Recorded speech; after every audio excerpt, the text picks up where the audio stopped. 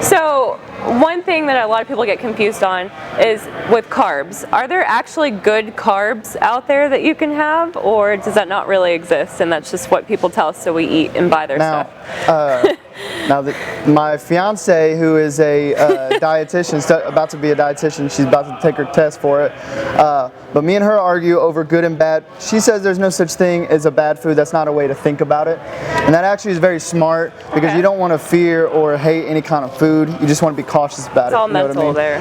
But to answer your question, there are some that you want to avoid and some you want to go with. And the carbs that you want to try to avoid are your ones that are packed with sugar, refined sugars, and with a lot of additives and stuff like that. So your candies, your sodas, and your more salty stuff like your chips and all that stuff. Soda's actually the best thing that I ever cut out of my diet. Soda, yeah, yes. That's a big one. Number one thing about almost 4 years ago now, and that by itself, weight-wise, helped me out tremendously. They actually do a lot of reviews on, you'll like this because you like sports.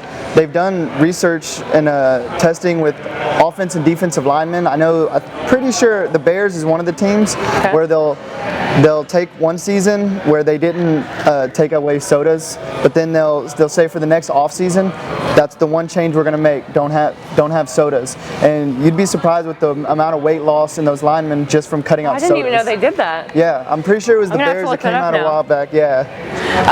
So another question I have is that somebody asked, do carbs actually feed muscle, or should we be focusing on protein? And then if so, what types of protein should we focus on? Protein is where you want to focus as far as muscle recovery. Not to say don't have your carbs. Again, I'm a very big believer in meeting your carbs, your fats, and your proteins. Have your carbs. Because carbs are actually going to give you that energy, kind of make you feel good after your workout, you know what I mean? So they're good to have. But protein is where it's at as far as the question was for muscle. Yeah. You want to have protein because that's I noticed for me, I've increased my protein since working out with you, and that's what's really made a big difference. Protein for muscle recovery, and also, I know this is not nutrition, but it fits it, sleep. That's a hard one for people. People are not getting enough sleep. I'm out. Well, you're so busy with everything you do. It's like, hey, take some naps here or there. Yeah, there you go. I like naps. But sleep is another way to recover the body, you know. So. Okay. So what types of protein? I'd say to help for people that, a lot of people that are asking about nutrition and dieting, they don't want to eat, they want to recover their muscle, but at the same time, they don't want to put on a lot of weight. Yeah. So just stay away from excess amounts of red meat. So, don't have a lot of steak, a lot of beef, basically. Okay. Turkey meat is real lean. It's one of my favorites. Yeah. Fish is always a good one. Is there a certain percentage of lean that you should look for in the store for turkey meat? Start off with a little bit more higher if you're not used to it, and then go to a medium. Because you still want the fat, especially in your animal fat. That's where you're going to get your better quality fats than if you went and had again, we keep talking about cheeseburgers. If you go have I know, that's what I'm going to go eat after this. Well, after we work out. But another one that surprises people is bison. I always will throw that on there, and they're oh, bison.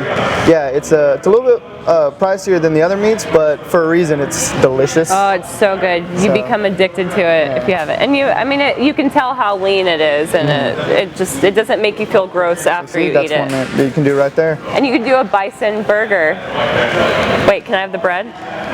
Again, so you gotta have the whole grain bread, but that's a good question. Whole grain bread. Yeah, you can have the whole grain bread, but then not a whole lot of it too. You don't want to be eating a whole, and that's just in my opinion one thing that's easy to cut out or a limit is bread. Don't have a whole lot of bread.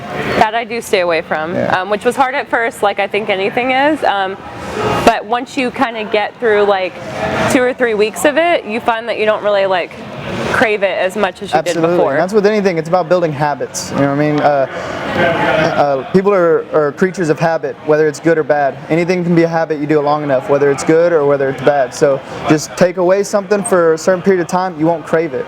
If you don't like water, drink more water. You will eventually love water. So I promise you.